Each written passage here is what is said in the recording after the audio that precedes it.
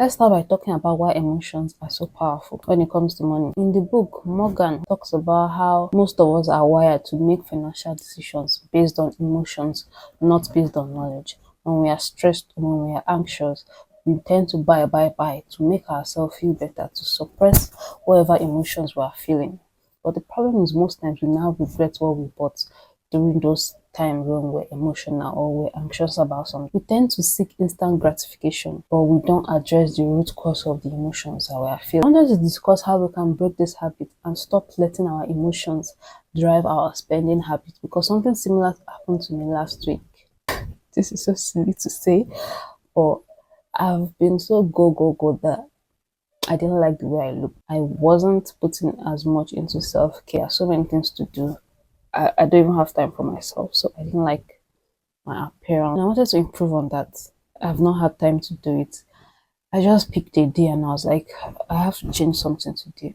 This will make me feel better. And I justified it with the fact that I'm on camera. I need to look my best on camera. And I bought a lot of things. And it made me feel better. It made me feel better, to be honest. I think I was still cautious. I didn't do everything I wanted to do. I was still able to hold myself back, and I just got the things that I believe are a priority and things that will not affect my finances. The first step is we need to acknowledge our emotions without judging them. When we are feeling stressed, when we are feeling anxious, we need to first acknowledge what we are feeling. Ask yourself, why am I feeling this way? Don't just grab your card. Don't just go and get ice cream, because ice cream solves all problems. You don't have to act on the emotion right now. Just acknowledge what you're feeling. Don't act on it. In the book, he talks about how our brain responds to short-term feeling, how we're feeling in the moment. At that point, we're not thinking about the long-term effects. We're not thinking about how we feel in the long term or what our decisions will lead to in the long term. It's very important to actually identify what we're feeling. Ask yourself, why am I feeling this way? I want to do this. Is this going to affect my long-term goal, or am I just trying to push down what I'm feeling right now? And if you're trying to push down what you're feeling right now, but it's not going to affect any of your goals, it's not going to affect your health goals, your financial goals, your well-being, you can go for it. And this is the second point, which is practicing financial mindfulness. In the book, he stressed that people who have long-term financial success don't get carried away by trends. What is trending now, short-term feelings. They don't let their emotions decide for them. They gain control of their emotions and they're aware of their finances. A lot of us like to push our finances aside. We don't like to address it. Instead of just mindfully adding things to your account, mindfully just walking around and buying things, actually having financial goals and always checking if what you are getting aligns with your financial goal. Always remind yourself where you want to go. Ask yourself, does this purchase align with where I want to be? Does this purchase align with my bigger goal? And being mindful doesn't mean being restrictive. It doesn't mean you're not going to buy anything. It doesn't mean you're not going to have fun. It's just about being intentional. There are so many things you can do, both for free and that you spend money, that is not going to affect your financial goal or affect other goals of your life. It can take 5 minutes for you to make a decision that is going to affect your financial goal, affect the healthy lifestyle you want to live. We need to be mindful in all areas of our life. Specifically in this book, we need to be financially mindful. Always take a step back and think of the bigger picture. The next point is to create emotional habits about money. You're feeling stressed, instead of splurging, try calling a friend and just venting to a friend. Try venting in your journal, picking up your journal and writing.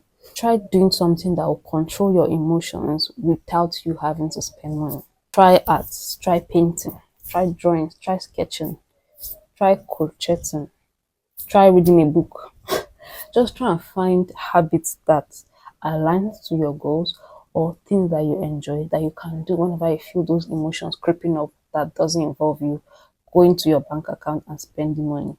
That's if you have financial goals. If you don't have any financial goal and you're just living your life, you don't care about anything, that's fine. This video is not for you.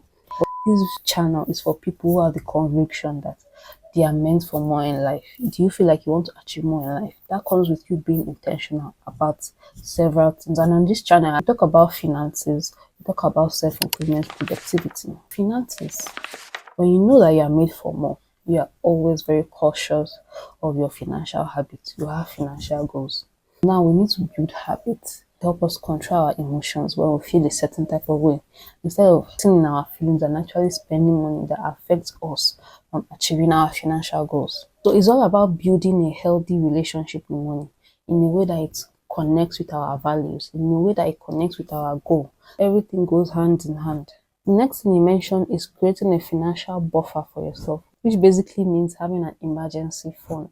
He stated that having an emergency fund, it gives you peace of mind and it eliminates anxiety that you have that can lead to impulse buying. He also mentioned something in the book that having an emergency fund is not about security. It's about being able to make decisions without fear. You have emotional freedom. I'm buying this thing and you know that this is not going to affect your rent.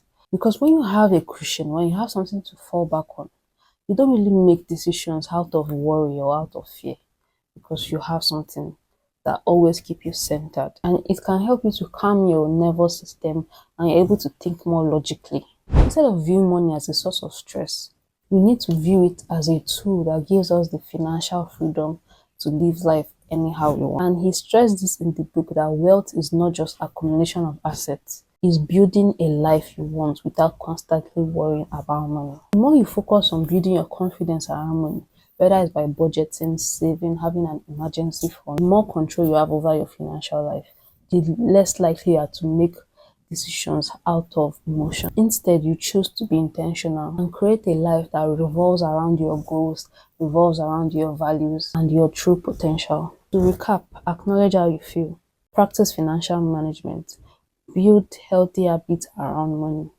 build a safety net, then reframe the way you think about money. Have a positive mindset about money. Money is a tool that allows you to live the life you want. Build your confidence around money. Have an emergency fund. Start budgeting. Start saving. Start investing in your skills. Use money as a tool to live the life you want without worrying about money. I'd like to know you're taking control of your money and creating confidence when it comes to money. Let me know down below. And I will still be sharing more lessons from the book. I had a series on my channel called the Book Club where I always review some books. I had like 4 episodes. And I think I would like to continue that. Let me know if you would like to see that.